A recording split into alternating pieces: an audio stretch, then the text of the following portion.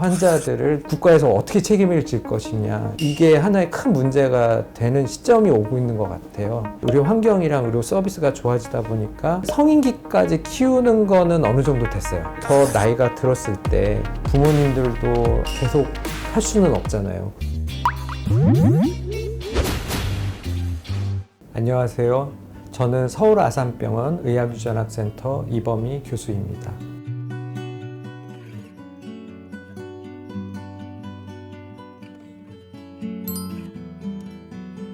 사람의 염색체는 23쌍으로 되어 있어요. 1번부터 22번까지는 이제 똑같은 염색체가 한 쌍씩 이렇게 있고, 23번은 성염색체, 그래서 남자는 XY, 여자는 XX 이렇게 되어 있는데, 다운 증후군은 그 중에서 21번 염색체가 하나가 더 있는 경우를 이제 다운 증후군이라고 이렇게 얘기합니다. 우리 몸을 100개의 세포라고 가정을 해보면, 일반적인 이제 다운 증후군 환자분들은 100개의 세포가 모두 다 21번 염색체가 하나씩 더 있는 경우고요. 모자익형이라고 하는 경우는 100개의 세포 중에서 약 70개는 정상세포로 되어 있고, 나머지 한 30개 세포가 21번 염색체가 하나씩 더 있는, 그게 혼합되어 있는 경우를 모자익 형태라고 그러죠. 아무래도 몸에 정상세포가 훨씬 더 많다, 다운증후군 세포는 아주 조금 있다 그러면은 다운증후군 증상이 거의 없는 그런 경우들도 있을 수 있어요. 근데 아주 낮은 수준의 모자이시즘이 아니면 다운증후군의 그런 기본적인 증상들은 있다고 봐야겠습니다. 대개 90% 이상은 다운증후군 세포가 100%인 그런 환자분들입니다. 대개는 이제 의심되는 아이가 있으면 체열을 하고, 그 체열한 혈액에서 백혈구를 이제 가정에서 한 20개 정도 이제 끄집어내는 거예요. 그럼 그 20개의 세포에서 염색체 개수를 재는 검사로 이렇게 진행을 하게 되겠고, 그 20개의 세포가 모두 다 21번 염색체가 하나씩 더 있는 세포다 그러면은 일반적인 그런 다운 증후군으로 진단을 하게 되겠고, 이제 모자익 형태가 의심된다 그러면 최소한 50개 이상 세포를 보게 됩니다. 그러면은 50개 세포 중에 한 25개는 정상세포로 구성되어 있고 25개는 다운증후군 세포가 있다, 이런 식으로 검사를 하게 되죠. 많이 발표하는 정도에서는 500명당 1명까지도 발표가 되는데, 유병률이 늘어나는 이유는 대개는 부모님 연령이 올라가면서 그 염색체 이상이 생길 가능성이 조금 더 많아지거든요. 그래서 임신 연령과 관련이 있습니다. 가족력하고는 상관없어요. 본인만 환자인 거고, 대를 타고 전달된다니 그렇지는 않아요. 그렇죠. 하실 수도 있죠. 자기가 가지고 있는 생식세포에는 그게 이제 교정이 되는 경우가 대부분이에요. 그래서 그런 경우는 드물기는 한데, 현실적으로 다운증후군 환자분들이 임신이 돼서 그걸 상담하러 온 경우는 없었어요. 대개는 이제 다운증후군 아이들은 이제 태어나 보면은 이제 알기는 하는데, 이제 얼굴이 이제 좀 동그랗고, 눈은 좀 가늘면서 양 눈 사이가 좀 멀고, 손금을 보면은 가운데가 연결이 안 되잖아요. 근데 손금이 이렇게 하나로 연결되어 있는 그런 것이 이제 특징이고, 다른 걸로는 선천적인 심장 질환이 있을 수도 있고, 내분비 질환으로는 갑상선 질환 이런 게 있는 경우도 있고, 소화기로는 이렇게 식도, 위, 그다음에 십이지장 이렇게 넘어가는데 이제 좁아져 있어가지고 토를 자주 한다든지 그런 증상이 있을 수도 있고, 콩팥의 기형이 있을 수도 있고, 그다음에 손가락 이상이 있을 수도 있고, 다양한 이상이 있죠. 예전에는 다운 증후군을 의심할 때 이제 태아의 목둘레가 두껍다든지, 아니면 엄마의 혈액 검사에서 그런 호르몬 같은 거 재는 그 생화학적 표지자 검사를 해서 그게 높으면 태아의 염색체 검사를 하는 거예요. 그렇게 해서 이제 확진을 했거든요. 근데 이제 최근에는 한 임신 10주쯤 되면은 엄마 혈액에서 이제 태아의 DNA를 뽑을 수가 있어요. NIPT 검사, NIPT 검사, 요거를 요즘 많이 하고 있습니다. 태아의 염색체 숫자를 실제로 예측하는 거기 때문에 정확도는 굉장히 높죠. 근데 이제 그 검사도 어디까지나 선별 검사여서요, 틀릴 수가 있고, 확진 검사를 하실 필요는 있어요. 산전에 하는 검사는 이제 확진 검사가 3가지가 있어요. 임신 12주에는 태반을 조금 채집을 해서 세포를 키워서 분석하는 게 육모막 검사라는 게 있고, 한 16주쯤에는 양수에서 이제 배양을 해서 하는 그 양수 검사가 있고 20주 이후에는 이제 아기 탯줄에 있는 그 혈관을 바늘로 이렇게 체열을 해가지고 이제 태아 세포를 분석을 하는 그게 이제 재대열 검사 이렇게 크게 세 가지가 있습니다. 평균 수명이 뭐 60세 이 정도는 잡고는 있는데 그것도 옛날 데이터고 지금 뭐 우리나라만 해도 여러 가지 질환에 대한 관리나 의료 환경 이런 것이 점점 좋아지고 있어서 이분들의 그런 생존도 앞으로 더 좋아질 거라고 그렇게 보고 있습니다. 우리가 뭐 IQ라고 그러잖아요.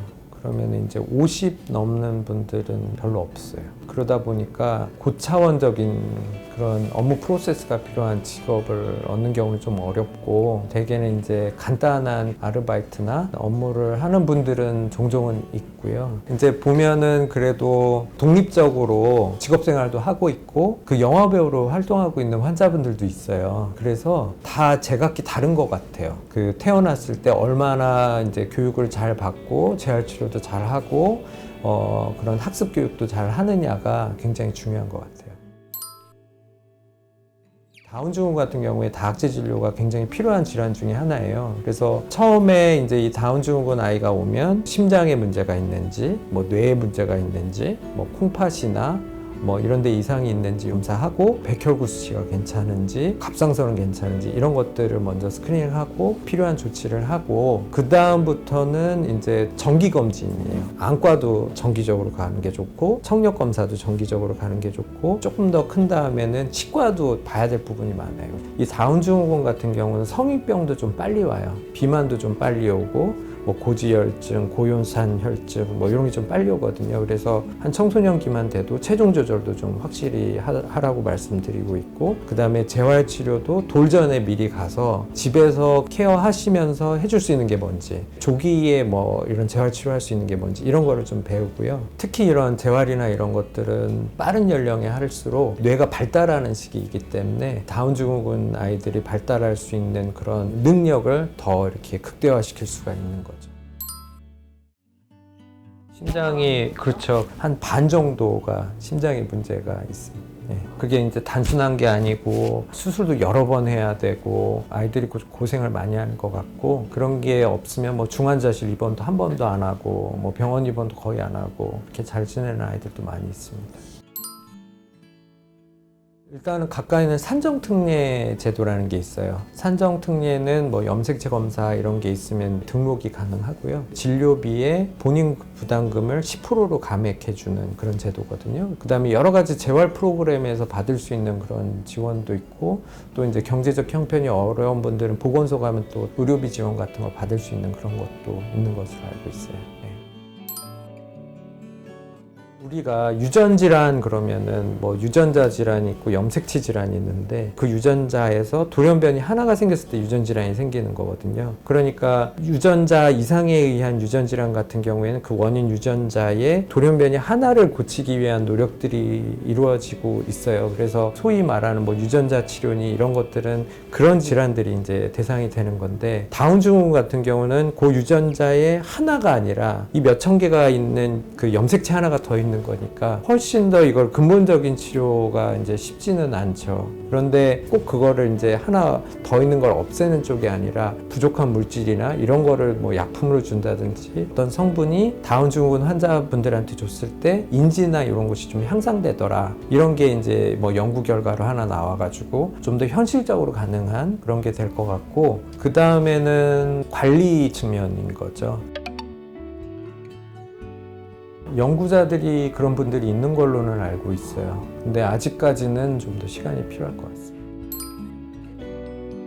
저도 이제 이 다운 아이들 진료할 때 보면 내가 이 아이보다 더 행복한가? 이런 느낌이 들 때가 있어요. 이 아이들을 보면은 본인은 되게 굉장히 행복한 그거를 저도 느낄 수가 있어서 물론 이제 이 아이들을 24시간 진료해야 되는 부모님들은 굉장히 힘드시겠죠. 근데 보면 기본적으로 되게 행복해요, 이 아이들은. 물론 이제 사회성이 떨어지다 보니까 고립된 생활하거나 이런 게 좀 위험해 보이는 경우가 드물게는 있고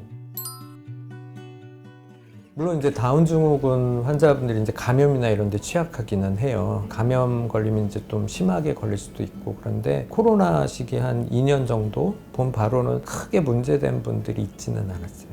고위험군에 속하기는 하죠. 그럼에도 불구하고 아주 심하게 중환자실 치료를 한다든지 이런 경우는 아직은 저는 경험하지는 못했어요.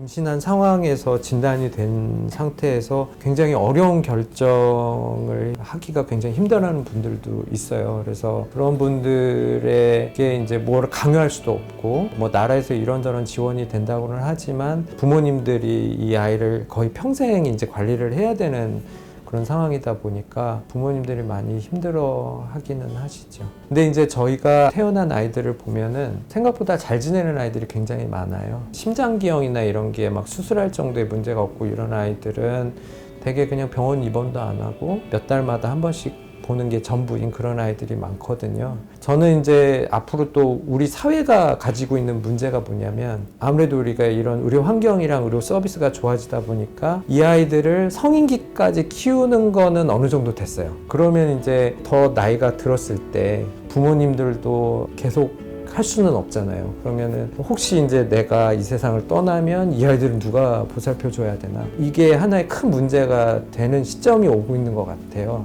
이 환자들을 국가에서 어떻게 책임을 질 것이냐, 이게 좀 앞으로 주어진 큰 문제가 아닐까 이런 생각이 듭니다.